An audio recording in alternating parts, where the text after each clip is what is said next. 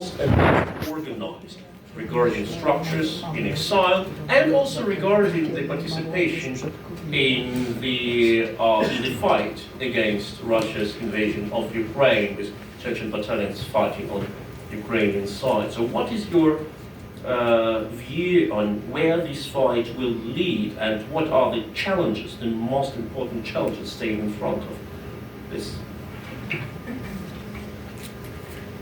Well, thank you very much for the question. Bonjour, mesdames, messieurs, chers invités. C'est un grand honneur pour moi d'être ici. C'est un grand plaisir pour moi d'être ici. J'aimerais bien remercier tous les organisateurs de cet événement, de m'avoir invité, mais surtout de m'avoir donné la chance de partager ma vision d'une Europe unie et démocratique de la côte atlantique jusqu'au Caucase du Nord. To answer your question, it's a big question, and I need to develop it so our public understands all the details of the current state, how it came to what it is today in Chechnya. Because it didn't happen from one day to another day. It's a whole process, all the political processes, all the historical events that came, that led to today's status quo in Chechnya.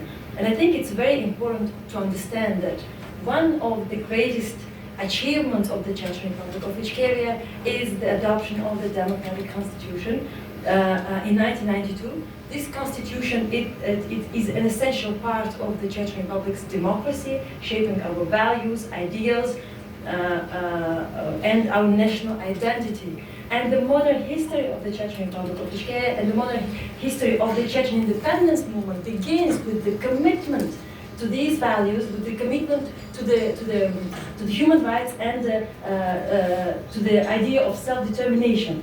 The first leader of the Chechen Republic of Ichkeria, Youghar, committed himself to these values when, as a Soviet Air Force general stationed in Estonia, he refused to use the force against the independence demonstrators in 1988 in Estonia. And Youghar he intended to build a democratic state following the example of Latvia, Lithuania, and Estonia. The legitimate basis of the Chechen Republic of Ichkeria is crystal solid and undeniable. The Declaration of State Sovereignty, adopted by the Supreme Soviet of the Chechen-English Republic on 27 November 1990, was in full conformity with the new USSR legislation. Although Russian liberals and other imperialists try to hide historical facts and portray Chechnya as a country of bandits and terrorists, Chechnya's democratic path to sovereignty was paved in full accordance with international law. In fact, a professor of international law from the University of Illinois, Francis Boyle, he published an expert opinion where he said that the peace treaty concluded between the Russian Federation and the Chechen Republic of Ichkeria in 1997 constitutes a de facto recognition of the independent Chechen Republic of Ichkeria by the Russian Federation under international law and practice. He also said that since the Russian Federation treated the independent Chechen Republic of Ichkeria as an independent state, then there is no treated de facto as an independent state under international law and practice, then there is no good reason why other states and international organizations should not do the same, if not more. So the treaty is the only document that defines the relations between Chechnya and Russia, and the Chechen Republic of Ichkeria was never part of the Russian Federation. We adopted our democratic constitution 1 year earlier than the Russian Federation, and we never signed the federal agreement with Russia.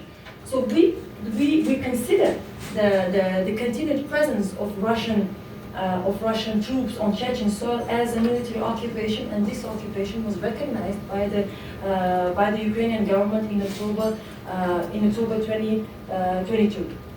So the current situation in Chechnya is dire. Over 100,000 Russian soldiers are stationed on Chechen soil, and the Chechen people are subjected to a land subjugation, humiliation, domination, demonization, and exploitation in Russia's illegal war against Ukraine.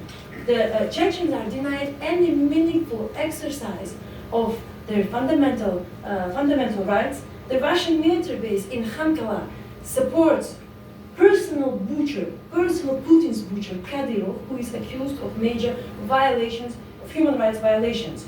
And those who dare to speak against the pro-Russian regime are either killed or sent to Ukraine as a cannon fodder. So for